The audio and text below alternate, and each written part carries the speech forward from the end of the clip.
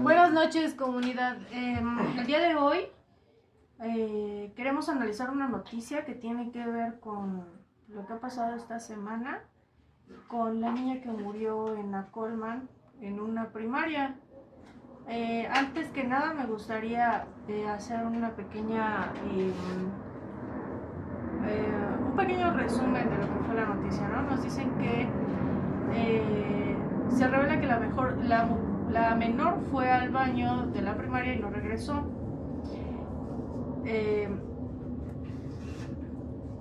La niña que murió en Acolman fue al baño de su escuela primaria y ya no volvió, pues más tarde fue encontrada sin vida en uno de los sanitarios. Los informes iniciales indican que la menor se sintió mal durante las clases y solicitó permiso para ir al baño, pero este le fue negado. No fue hasta después de una intervención de otra compañera que finalmente se le permitió salir. La necropsia realizada a la menor de 8 años revela la causa de muerte, según informó la fiscal.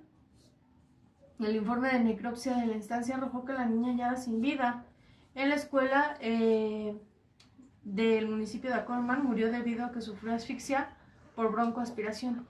Pero más allá de eso, ¿qué fue lo que provocó la broncoaspiración de esta niña? También los hallazgos de la necropsia nos revelan que tenía una pancreatitis. En diversos medios se ha dado este linchamiento social, sobre todo hacia la figura del docente y del director. Se habla de negligencias y demás, pero ¿cuál es la realidad o qué nos deberíamos de preguntar?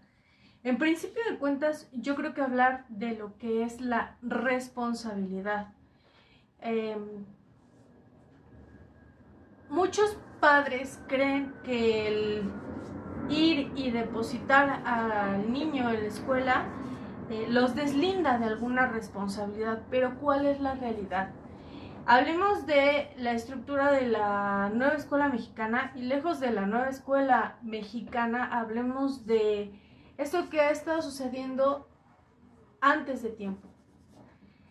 Recordemos que el docente no es la figura de un padre. ¿Cuáles son realmente sus funciones? Cuando hablamos de la guía operativa de la seguridad escolar y salud del alumnado en general, se nos menciona en el 169 del mismo que hay que dotar al menor de entornos escolares saludables y seguros. ¿A qué se refiere? Nos dice que los supervisores escolares, directivos, integrantes del CIPSE y todo el personal del plantel, con el apoyo de madres, padres de familia o tutores y el Comité de Protección Civil y Seguridad Escolar del CIPE, en caso de contar con él, fomentarán acciones en favor de la promoción, difusión y participación de la comunidad escolar en ambientes y entornos escolares saludables y seguros, coadyuvando a las acciones integradas por el PIPSE, derivadas del análisis de riesgos del plantel, tanto en el centro escolar como en el hogar, a través de actividades preventivas y de atención, así como los elementos de información que le permiten tener comportamientos de autocuidado personal y un estilo de vida saludable. Podrán desarrollarse estrategias relacionadas con una correcta alimentación, activación física regular, higiene personal y cuidado del medio ambiente. Entonces, como vemos aquí, es responsabilidad de la escuela el dotar al niño de ese conocimiento. Pero también nos habla de una corresponsabilidad. En este caso, sí es cierto, el docente a lo mejor incurrió en alguna falta al no dejar que la niña fuera al sanitario, pero también hay que tomar en cuenta dos puntos que me parecen muy importantes. ¿Cómo es que como docente no te das cuenta que uno de tus alumnos viene enfermo? Aunque tengas 36 niños, que yo lo comprendo y es común dentro de un aula, sobre todo de escuelas públicas, tener una gran cantidad de niños, aprendes a verlos, aprendes a ver cómo viene cada uno de ellos. En este caso se dice que la niña traía pancreatitis. Es evidente que no se puede ocultar una sintomatología, sobre todo entre niños de esa edad. ¿Qué es lo que conlleva una pancreatitis, por ejemplo? Bueno, según los síntomas o hemos revisado en algunos portales, porque bien, no somos médicos, pero dentro de nuestra formación forense es muy común que tengamos que revisar lo que es la sintomatología en una enfermedad, ¿no? Sobre todo para saber dentro de una investigación cómo se dieron las cosas. No es lo mismo que un niño llegue a lo mejor tosiendo y nos demos cuenta que puede ser una enfermedad pasajera, algo leve, a que llegue con un dolor de estómago e incluso los niveles de dolor puedan ser tales que acabe llorando o acabe en el piso. Dentro de los síntomas que se manejan de manera general, está el dolor en la parte alta del abdomen, está un dolor abdominal que se irradia hacia la espalda, o sea, se refleja también hacia la espalda como si fuera un dolor muscular. Sensibilidad al tocar el abdomen, fiebre, pulso acelerado, náuseas, vómitos. La fiebre sí es detectable en cualquier centro porque tenemos que tomar en cuenta que tienen un botiquín. Porque todos los protocolos de protección civil indican que todos los centros de trabajo y dependiendo el nivel de personal que se tenga al interior de de los centros de trabajo propiamente, tiene que tener ya sea desde un botiquín médico hasta un servicio médico como tal, dependiendo la cantidad de personas que están al interior, ¿no? O que trabajan ahí. En este caso los niños no son trabajadores, pero son la materia prima de este tipo de establecimientos, ¿no? También dice que debe tener un pulso acelerado. Para esto, pues obviamente tenemos que dentro del botiquín debieran de tener un baumanómetro para poder checar la presión, ¿no? La presión, la temperatura del menor. También se dice que presentan náuseas y vómito. Obviamente eso me imagino que fue manifestado por el menor. Los signos y síntomas de la pancreatitis crónica comprenden ya lo siguiente. O sea, eso fue cuando son inicios de pancreatitis. Pero finalmente, como lo comento, no necesitamos ser médicos para poder hacer énfasis en algo que ya está mal. Lo que muchas veces necesitamos sin usurpar funciones es usar el sentido común. Si tú lo estás viendo mal, ¿qué es lo primero que haces? Incluso acabamos de salir de una pandemia. Si el niño está tosiendo, si el niño está sonándose la nariz o tiene una coloración distinta o manifiesta algo distinto de todos los niños, no estamos hablando de conductas, sino de síntomas evidentes, pues tienes que hablarle a sus papás, sobre todo porque, como les digo, acabamos de salir de una pandemia y se dice que hay variantes de ese virus, entonces tenemos que estar, o sobre todo los profesores, incluso también en algunas o en todas las compañías que tienen personal, deben estar pendientes de la salud del personal con el que trabajan. ¿Por qué? Porque no sabemos en qué momento se pudiera desatar otra pandemia con una de estas variantes, entonces hay que estar muy, muy pendientes de la salud que manifiesta cada uno de los individuos con los que trabajamos.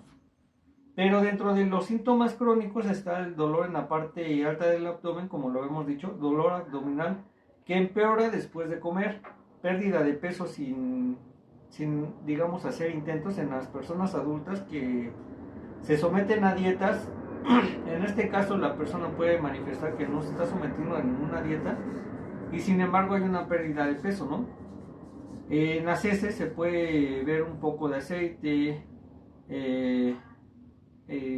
una coloración con un olor, digamos, fétido, pero vamos, sabemos, porque también en las excreciones, pues se puede observar los malestares de la persona, ¿no? O sea, digo, todas huelen feo, pero hay ciertos olores que ya van mezclados con sangre, van mezclados con otro tipo de secreciones del mismo cuerpo y ya les dan incluso otro olor, ¿no? Y eso nos indica que la persona pues ya no está bien dentro de su organismo. En este caso, pues la menor, perdón, pues ya en el baño, no sabemos si del mismo dolor que era a lo mejor un dolor crónico, pues convulsionó, ¿no? Se cayó, convulsionó, como no tenía nadie alrededor, igual como lo digo, ¿no? Se manifiesta también náuseas, igual vomitó, quedó boca arriba y con el mismo vómito fue con lo que con el bolo alimenticio fue con lo que se broncoaspiró y se taparon las vías aéreas. Obviamente, como lo comento, para llegar a este nivel es porque el menor ya estaba muy mal. Y me parece importante que ¿cómo es posible que no notes que un menor, dentro de a lo mejor 40 que tengas, está manifestando alguna sintomatología? Digo, es que también es importante recordar que dentro de los síntomas de pancreatitis en menores es la ictericia. O sea, ¿a qué me refiero con ictericia? Se torna su piel de un color amarillo, que es muy notorio, ¿no? Ese por nombrar algunos. ¿Y cuáles pueden ser las causas de que les dé esto? Desde que tengan los triglicéridos altos, un golpe a lo mejor en esa zona, ¿qué más será? Bueno, por nombrar algunos, ¿no? La ingesta a lo mejor de medicamentos, etcétera. Pero son síntomas que un niño no va a ocultar. No son fáciles de ocultar. Y como bien mencionas, aunque tengas 35, 40 niños, aprendes a ver cuando uno viene enfermo. Más cuando ya le manifestó 3 veces al docente que quería ir al sanitario, ¿no? ¿Eso qué implica? Que el niño a lo mejor o la niña se tuvo que parar de su lugar, ir hasta donde estaba el profesor y bueno, tú notas a lo mejor que el niño trae otra coloración, trae otro semblante. Es muy característico cuando un niño está enfermo. No hago de menos el hecho de que tiene 36 niños o la cantidad que tenga dentro de un salón y es imposible estar viendo a detalle cada uno. Pero esas son cosas que saltan a la vista, desde mi punto de vista. Y bueno, lo digo con conocimiento de causa porque obviamente he estado al frente de un salón, ¿no? Y aprendes a conocer a los niños. Y bueno, ¿qué hubiera sido lo correcto? Llamar a los padres, ¿no? En algún portal observé algunas opiniones y alguien comentaba por ahí que el maestro que luego los maestros se quieren deslindar de la responsabilidad, que no les interesa, pues a lo mejor atender a los menores, pero entendamos que no es uno o dos como los que tenemos en casa los papás, ¿no? Es una cantidad considerable de niños como para que el profesor hubiera podido salir y llevarlo al médico, ¿no? Que además esa es una responsabilidad compartida. Cuando hablamos de el docente, la propia Secretaría de Educación que debería de dotar a las escuelas del equipo necesario, como por ejemplo un área de enfermería, y bueno, los padres, ¿no? Porque la escuela no suple los cuidados maternos y paternos, o sea, la responsabilidad que también tienen los papás. Muchas veces, y me ha tocado verlo, se ve a la escuela como un lugar donde puedo depositar al niño y dejar de deslindar como padres de la responsabilidad de dejar a nuestros hijos. Los maestros no son los papás. Están ahí únicamente para instruir a nuestros hijos, para reforzar el conocimiento que a lo mejor, para dar el conocimiento, pero la educación, los cuidados y demás también son nuestra responsabilidad. Como ya leímos en la guía operativa, ¿no? Es un trabajo en conjunto, no es solamente de los docentes y no es enteramente su responsabilidad. Tomemos en cuenta, como les decía, que es una cantidad considerable. Y si bien es cierto, hay cierta responsabilidad por parte del docente, yo me pregunto, ¿cómo es que los papás no se dieron cuenta de que el niño iba enfermo? Entonces, eso también, muchas veces desconocemos la ley, pero acuérdense que la ignorancia no te exime del delito. O sea, el hecho de que tú mandes a tu hijo enfermo y no lo lleves antes a un servicio médico, muchas veces porque se tienen que ir a trabajar y demás, pero finalmente tú decidiste traer una vida al mundo y te tienes que hacer responsable de ella. Recordemos que los docentes no son los papás de los niños. Entonces, si es un padecimiento crónico, entonces hablaríamos inclusive de una omisión de cuidados por parte de los padres, y eso ya es una responsabilidad inclusive de tipo penal. Sí, es bueno, una situación de este tipo, salud, Ay, gracias. ya nos indican varias situaciones, por ejemplo, pues ya para llegar a este nivel, por mucho que los padres tuvieran,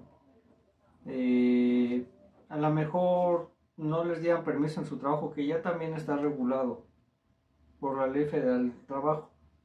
Ya les dan días de paternidad, de maternidad, ya les dan, por ejemplo, si la persona manifiesta que tiene una junta en la escuela de su hijo, ya les dan esos días y no se los descuentan, entran dentro de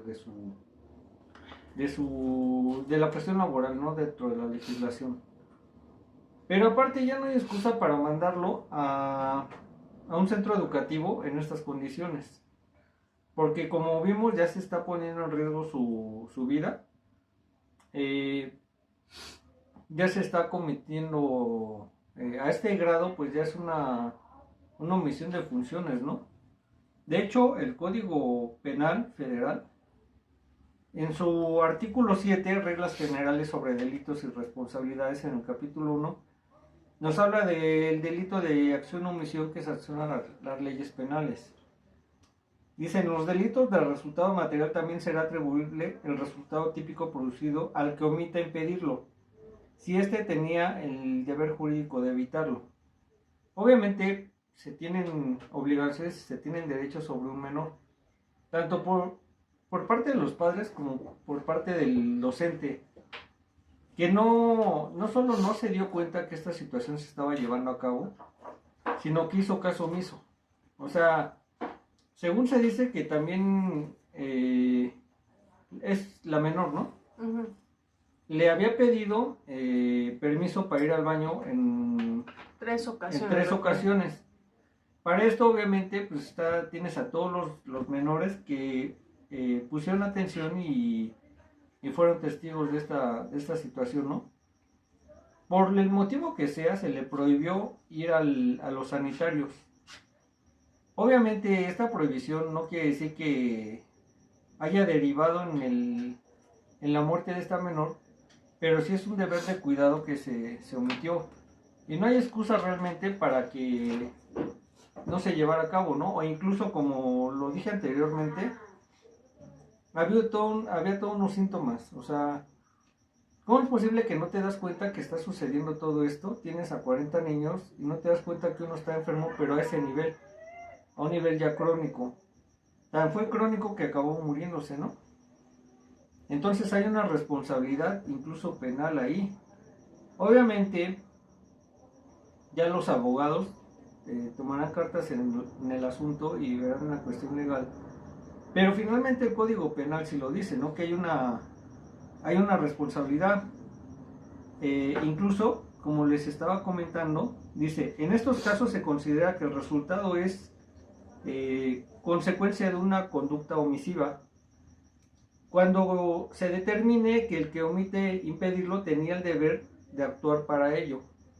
En este caso, el docente sí tenía la obligación de omitir de actuar para evitar esa omisión de cuidado. ¿Por qué?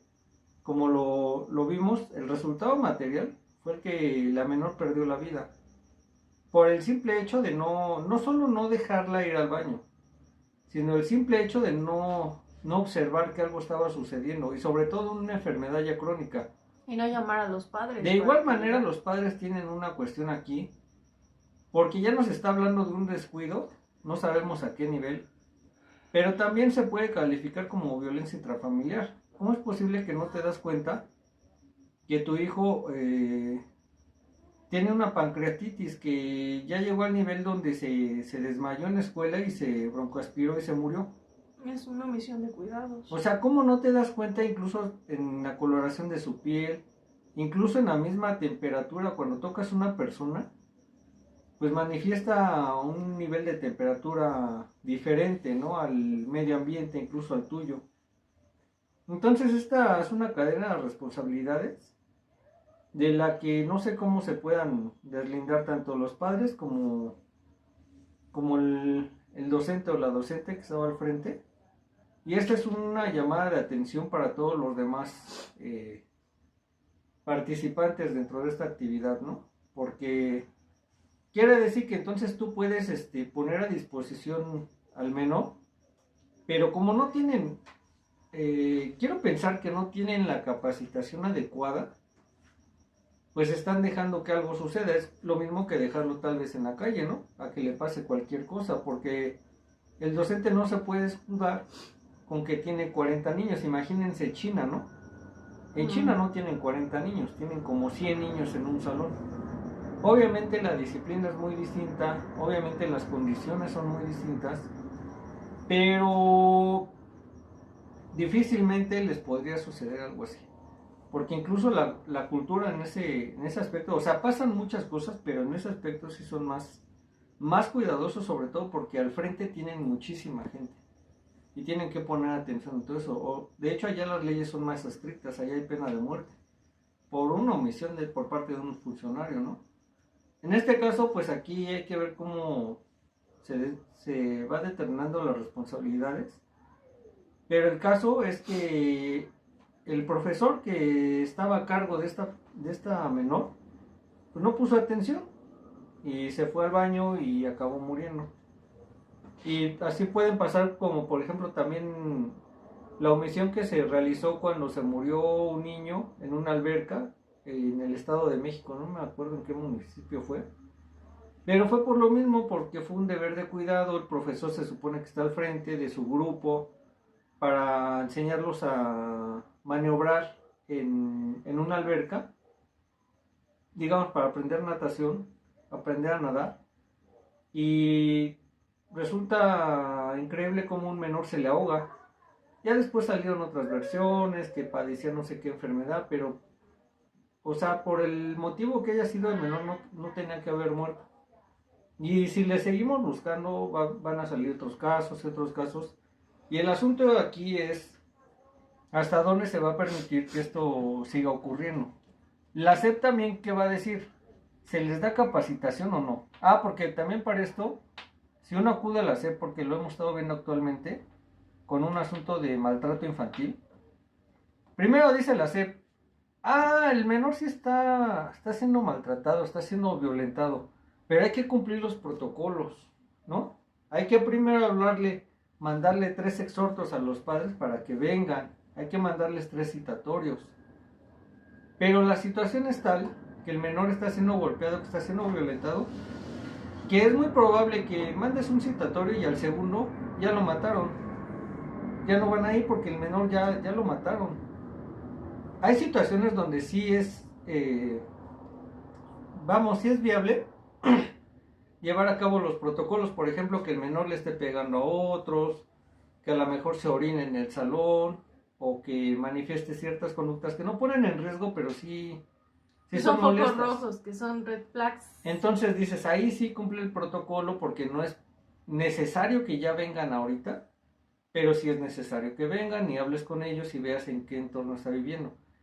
En este caso de la menor, en el caso que estamos comentando, que comento, sí era necesario que no se evitaran, sino se saltaran ya protocolos, porque incluso ya hay responsabilidades penales. Incluso ahí está la Ley General de Derechos del Niño, donde también se manifiesta en el artículo 50 en cuanto a dice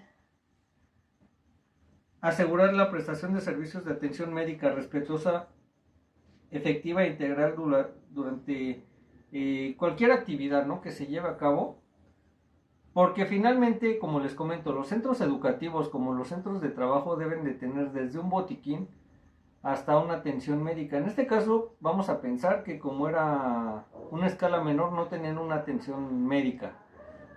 Lo que sí yo personalmente ignoro es si los docentes están capacitados para dar, por ejemplo, RCP, primeros auxilios. Deben de tener eso. Debería, porque tienen a su cargo menores. Quiero pensar que el sentido común me encamina a pensar que como tienes menores a tu cargo, algunos se te puede asfixiar con un dulce incluso, ¿no? Entonces debes de saber maniobras de RCP para poder sacarlo de esa crisis, o incluso alguna capacitación en protección civil en caso de que De hecho, de que como exista lo un leíamos desastre, ¿no? acá en la seguridad escolar, trabajan junto con Protección Civil y otros, inclusive con Cruz Roja, etcétera. Y los maestros están obligados a tomar capacitación cada cierto tiempo. Entonces, Que podríamos ser más exactos en los tiempos, en las leyes, en todo lo que comentamos, que ya es atribución de la autoridad. Pero finalmente, como lo comentamos, ¿no?, el sentido común es que debería de existir.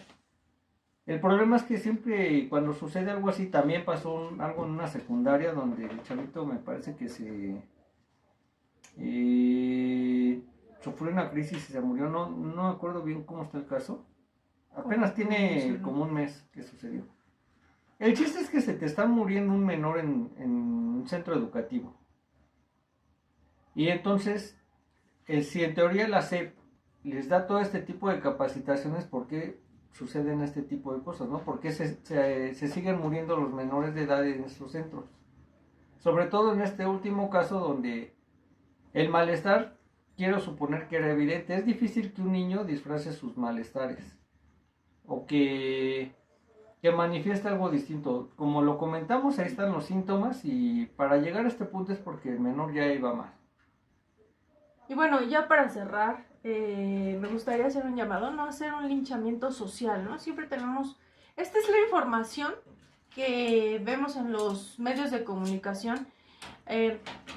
Los invitamos, como siempre, a que ustedes se alleguen de la información, que formen su propio criterio y no hacer un linchamiento mediático, ¿no? O sea, antes de emitir una opinión, deben de haber bases, pero sobre todo un llamado a los docentes para que tengan esa empatía con los alumnos, que a lo mejor se eviten este tipo de problemas, observen en medida de lo posible cómo van sus alumnos, porque lo que he notado de manera personal es que son muy poco observadores o minimizan mucho los problemas, ¿no?, que puede tener un niño, con los que puede ir un niño. Y esto es importantísimo porque, por ejemplo, ya más adelante vamos a hablar a detalle de este caso, por ejemplo, en el que es un caso que tenemos muy cercano, en el que la mamá inclusive ha manifestado que maltrata al menor, y lo ha dicho abiertamente, y dice que es su forma de educarlo, ¿no? Y es una situación tan reiterada que la maestra ha sido testigo, que hay mamás que han sido testigos, y hay inclusive alumnos que lo saben, ¿no? Niñitos de precisamente de 10, 11 años que han visto estas manifestaciones, y bueno, han sido reiteradas en el lapso de año y medio, y la docente hasta el día de hoy no ha hecho nada. Entonces hay que ser empáticos y hay que hacer lo que esté en nuestras manos para poder ayudar a los alumnos. Acordémonos que pasan mucho tiempo ahí. Si bien es cierto no son nuestros hijos, también pues aprendemos a tener un vínculo con ellos. Finalmente el docente puede cambiar la vida también del alumno, y bueno, finalmente son niños y son vulnerables. No, pero también hay una cosa y no hay que romantizar. Todas las profesiones, todos los oficios tienen cierto grado de dificultad. yo no podría, dentro de mi posición, por ejemplo, ser docente, estar al frente de niños de primaria, porque yo no tengo esa afinidad, porque no tengo ese perfil. Y soy claro, ¿no? Con lo que yo podría y no podría hacer. Si yo escojo una profesión, si escojo un oficio, tengo claro las obligaciones de ese oficio y la responsabilidad que conlleva ejercer tanto esa profesión como ya lo comenté, como ese oficio. Entonces no puedo hacer caso omiso, no me puedo deslindar. Es que tengo muchos niños. Es que pasa esto, es que pasa aquello. Tú lo escogiste. Si no te gustaba, hubieras escogido otro nivel, donde a lo mejor preparatoria, a lo mejor universidad. ¿Por qué? Porque todos esos niveles llevan un grado de responsabilidad y sobre todo menores. Obviamente, como lo comentaste, no nos vamos a dejar llevar por un fragmento que sacan los noticieros porque no sabemos toda la historia. Como lo comenté, los síntomas en teoría eran evidentes, pero y en dado caso de que no fueran evidentes y a lo mejor no mostró ni coloración ni temperatura y simplemente le dolía y no lo manifestó por X o Y razón. Son situaciones extrañas, son situaciones muy poco usuales, pero pueden suceder. El problema aquí es que hay mucho linchamiento mediático por un fragmento de video, una noticia, un fragmento de una noticia que se ve y no tenemos la noticia clara, no sabemos realmente qué pasó, ¿no? Lo lógico es pensar lo que comentamos nosotros ahorita. Y la verdad es que hay, si nos consta, luego en los centros educativos hay mucha negligencia. Como lo comentamos, esto que último que comentamos del chavito que está siendo maltratado, sí es evidente si hay una negligencia, si hay una falta de responsabilidad y empatía por parte del docente. En los demás casos no sabemos qué sucedió realmente. No podríamos decir, el docente es el responsable y hay que meterlo a la cárcel. Porque qué tal que las pruebas nos demuestran que no fue así y que a lo mejor ese error lo hubiéramos podido cometer cualquiera. El problema aquí también está en los padres, ¿no? Que ellos son los primeros responsables en saber, o la autoridad tendría que saber por qué no se dieron cuenta de este malestar o por qué no lo manifestaron incluso a la escuela. ¿Sabes qué, mi hijo? Así, lo traje hoy, pero si tiene algún problema me llamas y yo vengo por él. O incluso que falte y mejor lo llevas al médico. Esa es una negligencia y entonces la responsabilidad está compartida. Pero hay que ver qué va a suceder y a ver también qué otros datos se arrojan. Porque como lo comentamos, si nos dejamos llevar por un fragmento de la noticia, muchas veces incluso mediáticamente se utiliza a manera de morbo y le inventan más cosas de las que no son. Y entonces ya nos dejan así como uno nos dicen una cosa, otros nos dicen otra y acabamos linchando a la gente que muchas veces no tiene nada que ver, ¿no? Pero sí es importante saber o que conozcamos por los medios de comunicación cuál es la postura de la SEP para saber cómo aplica realmente sus protocolos, porque en teoría están en físico, ¿no? Están ahí, En papel. Están en papel, están elaborados y entonces ¿por qué no se lleva a cabo? O qué es lo que está fallando ahí, ¿no?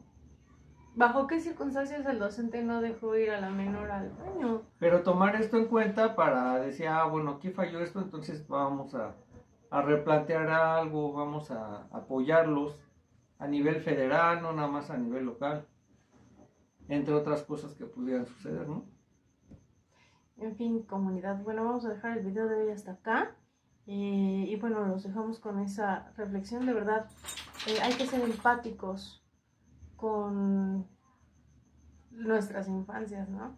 Sobre todo, pues que hablamos mucho de otras cuestiones de vulnerabilidad y demás. Y bueno, los niños son un sector muy vulnerable. Nos vemos. Bye. Bye. Por cierto, no se les olvide darle like al video, compartirlo. Y bueno, si tienen algún comentario, también son bienvenidos sus observaciones. Claro, todo en el marco del respeto. ¿Sale? Bien, gracias. Y nuestra página de Facebook también, Iter Criminis. Sí, también. Ya. Gracias.